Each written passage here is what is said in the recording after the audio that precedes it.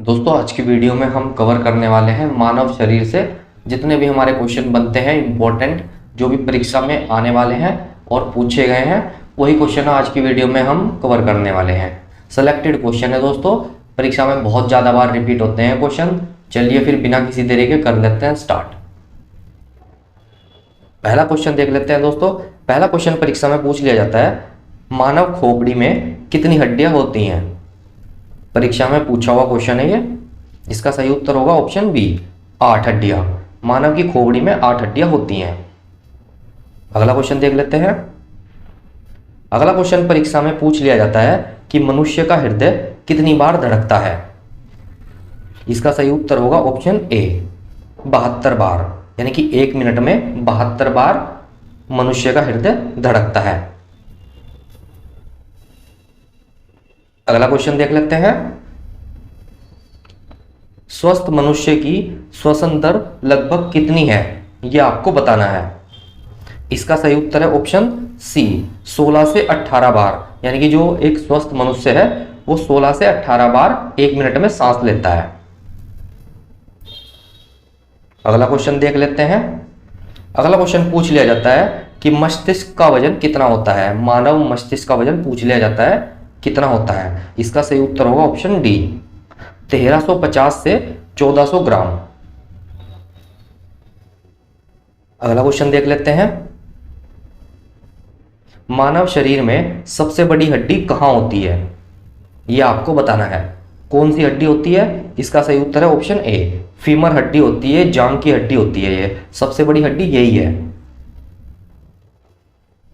चलिए अगला क्वेश्चन देख लेते हैं। नेक्स्ट क्वेश्चन पूछ लिया जाता है परीक्षा में, मानव शरीर में सबसे छोटी हड्डी कहाँ होती है। सबसे छोटी हड्डी की बात हो रही है, कहाँ पर होती है ये होती है कान में, यानी कि इसका सही उत्तर है ऑप्शन सी, स्टेपेज हड्डी होती है। ये मध्य कर्ण में होती है, यानी कि एक कान में 3 हड्डी होती हैं और टोटल दोनों कानों में 6 हड्डियां होती हैं। यानी कि जो मध्य कर्ण में होती है ना, ये बीच में होती है हड्डियां, ये सबसे छोटी हड्डी होती है, ये स्टेपेज इसे बोला जाता है। चलिए एक कान में अगर पूछ ले कितनी हड्डी होती है तो 3 हड्डी होती हैं और दोनों में 6। अगला क्वेश्चन देखते हैं। अगला क्वेश्चन परीक्षा में पूछा जाता है, मानव शरीर में सबसे मजबूत हड्डी कहाँ होती है। सबसे मजबूत हड्डी पूछ रहा है कहाँ होती है। इसका सही उत्तर होगा ऑप्शन डी, जबड़े की हड्डी। मानव शरीर में जो जबड़े की हड्डी होती है वो सबसे मजबूत होती है। इसका सही उत्तर होगा ऑप्शन डी। क्वेश्चन पूछ लेता है परीक्षा में, शरीर का सबसे कठोर तत्व कौन सा होता है। कौन सा होता है? एनामिल। अगला क्वेश्चन देखते हैं। क्वेश्चन पूछ लिया जाता है परीक्षा में, मनुष्य के सौंदर्य का अध्ययन क्या कहलाता है। क्या कहलाता है? केलोलॉजी। ऑप्शन सी इसका सही उत्तर होगा। नेक्स्ट क्वेश्चन है, सामान्य मनुष्य का रक्तचाप कितना होता है, यह आपसे पूछा गया है। इसका सही उत्तर है ऑप्शन सी, 120/80 mm। और 80 पहले दे देगा, 120 बाद में दे देगा, यही घुमा देगा आपको परीक्षा में। ये नोट कर लेना, 120 पहले है और 80 बाद में है।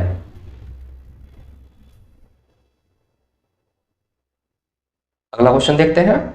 शरीर में रक्त परिभ्रमण में कितना समय लगता है, यह आपसे पूछा गया है। इसका सही उत्तर है ऑप्शन डी, 23 सेकंड। सारे परीक्षा में आए हुए क्वेश्चन है ये। नेक्स्ट क्वेश्चन देख लेते हैं। मानव शरीर में जल की मात्रा कितनी होती है, ये तो पता नहीं कितनी बार पूछा गया है एसएससी की परीक्षाओं में। बहुत ज्यादा इंपॉर्टेंट क्वेश्चन है ये, गलत लगा देते हैं ऐसे बच्चे जल्दबाजी के चक्कर में कि तो बहुत आसान पूछ लिया है, ऑप्शन पढ़ते ही नहीं है बाकी के, पहले कोई टिक कर दिया दूसरे कोई टिक कर दिया देख के एकदम। चलो देख लो इसे ध्यान से। इसका सही उत्तर है ऑप्शन ए, 65 से 80% मानव में जल की मात्रा पाई जाती है।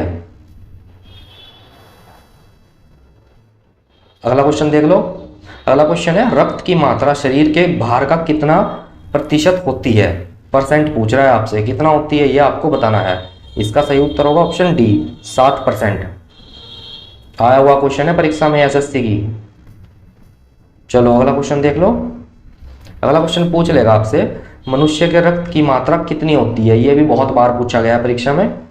इसका सही उत्तर है ऑप्शन ए, 5 से 6 लीटर। और अगर महिलाओं की बात की जाए तो महिलाओं में थोड़ा 1 लीटर कम पाया जाता है पुरुष के मुकाबले। अगला क्वेश्चन देख लेते हैं। अगला क्वेश्चन पूछ लेगा मानव रक्त का पीएच मान कितना होता है, ये आपसे पूछ लेगा। कितना होता है? 7.4, यानी कि ऑप्शन बी इसका सही आंसर होगा। पीएच की फुल फॉर्म भी पूछ लेगा, क्या होती है पीएच की full form? Power of hydrogen. Note कर लेना इसे भी। चलो अगला क्वेश्चन देख लो। रक्त को शुद्ध करने वाला अंग कौन सा है, ये आपसे पूछ रहा है। इसका सही उत्तर होगा ऑप्शन डी, किडनी। चलिए अगला क्वेश्चन देख लेते हैं। लाल रक्त कण का जीवन काल कितने दिन का होता है? आरबीसी का पूछ रहा है, रेड ब्लड सेल का। कितना होता है, कितने दिन का होता है, ये आपको बताना है। इसका सही उत्तर होगा ऑप्शन बी, 20 से 120 दिन। यानी कि जो रेड ब्लड सेल्स होती हैं उनका जो जीवन काल होता है वो 20 से 120 दिन का होता है। उसके बाद वो मर जाती हैं और उत्पन्न हो जाती है नहीं, हमारे ब्लड में बनती रहती हैं। चलिए अगला क्वेश्चन देख लेते हैं। नेक्स्ट क्वेश्चन आपसे पूछ रहा है व्हाइट ब्लड सेल, उनका जीवन काल कितना होता है, ये आपसे पूछ लिया गया है। रेड का तो पता चल गया आपको, व्हाइट का बताना है।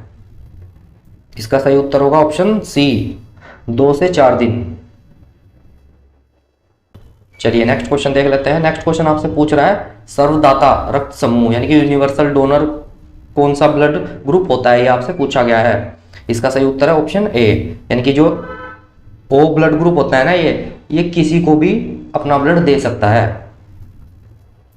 चलिए अगला क्वेश्चन देख लेते हैं। अगला क्वेश्चन आपसे पूछ रहा है सर्वग्राही रक्त समूह यानी कि यूनिवर्सल रिसेप्टर कौन सा होता है, कौन सा होता है? इसका सही उत्तर होगा option B, A B. A B जो ग्रुप है ना, ये किसी से भी ब्लड ग्रुप मतलब ब्लड ले सकता है। चलिए अगला क्वेश्चन देख लो। अगला क्वेश्चन पूछ लेगा भोजन का पाचन क्रिया जो है वो कहां से प्रारंभ होती है। ऑप्शन दिए गए हैं आपके सामने, देख सकते हैं।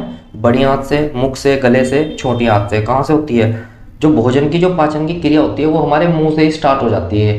हमारे मुंह में ना मतलब जो हमारी लार होती है उसमें टायरीन नामक एंजाइम पाया जाता है, और जैसे ही हम कुछ भी खाते हैं वो उसमें वहीं से प्रक्रिया हमारी पाचन की स्टार्ट हो जाती है। जो हमारी लार होती है खाने में लग जाती है और वहीं से पाचन की क्रिया स्टार्ट हो जाती है। गले में ध्यान रखना, पूछ लेता है कि हमारे गले में कौन सा एंजाइम पाया जाता है। टायरीन नामक एंजाइम है, ऐसे ट्रिक से याद कर लो। गले में हम क्या पहनते हैं? टायरीन नामक एंजाइम। ठीक है, अगला क्वेश्चन देख लेते हैं। ये तो क्लियर हो गया ना, मुख से यानी कि मुंह से पाचन क्रिया स्टार्ट हो जाती है। चलो अगला क्वेश्चन देख लो। अगला क्वेश्चन पूछ रहा है आपसे पचे हुए भोजन का अवशोषण किस आंत में होता है, कौन सी आंत में होता है, ये आपको बताना है। इसका सही उत्तर होगा ऑप्शन ए, छोटी आंत में। चलिए अगला क्वेश्चन देख लेते हैं। अगला क्वेश्चन है पित्त किस अंग द्वारा प्रभावित होता है। बहुत इंपॉर्टेंट क्वेश्चन है ये भी बहुत बार रिपीट होता है परीक्षा में, ऐसे कैसे ही पूछ लेगा आपसे। या पित्त का निर्माण किस अंग में होता है ये पूछ लेगा। इंपॉर्टेंट क्वेश्चन है ये, पित्त से क्वेश्चन पूछ ही लिया जाता है परीक्षा में। इसका सही उत्तर होगा ऑप्शन सी, यकृत यानी कि लीवर में। चलिए अगला क्वेश्चन देख लेते हैं। अगला क्वेश्चन पूछ लेगा आपसे शरीर की सबसे बड़ी ग्रंथि का नाम बताएंगे। शरीर की सबसे बड़ी ग्रंथि का नाम पूछ रहा है आपसे। इसका सही उत्तर होगा ऑप्शन सी, यकृत यानी कि लीवर। चलिए अगला क्वेश्चन देख लेते हैं। अगला क्वेश्चन है हमारा शरीर का सबसे बड़ा अंग कौन सा है। अंग की बात हो रही है, कौन सा होगा? त्वचा, जो हमारी स्किन होती है वही शरीर का सबसे बड़ा अंग होता है। तो चलिए इस वीडियो में दोस्तों इतना ही, मिलते हैं नेक्स्ट वीडियो में।